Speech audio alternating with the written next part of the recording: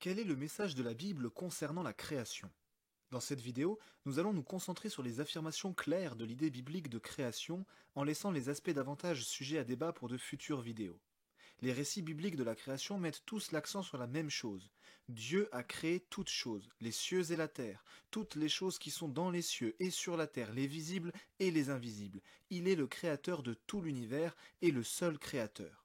Par là, nous apprenons qu'il est tout-puissant. Il lui suffit de dire et la chose arrive, il ordonne et la chose existe. Sans effort, par le seul exercice de sa volonté et de sa parole, toutes choses viennent à l'existence.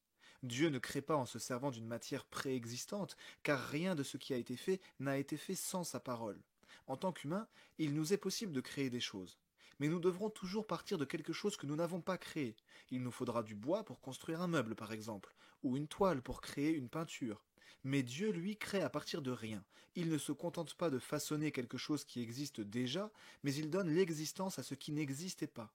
Non seulement Dieu est extrêmement puissant, mais il est également infiniment sage. Sa création est harmonieuse, magnifique, de l'infiniment grand à l'infiniment petit, tout est bien agencé. Enfin, il est libre, il fait tout ce qu'il veut, c'est par sa volonté que toutes choses ont été créées. Il n'était pas obligé de le faire, sa puissance ne lui a pas échappé, mais il a voulu la création. Nous apprenons alors également que le monde est contingent, c'est-à-dire qu'il aurait pu ne pas exister, qu'il est distinct de Dieu et en même temps dépendant de lui. Nous avons déjà parlé de la providence divine.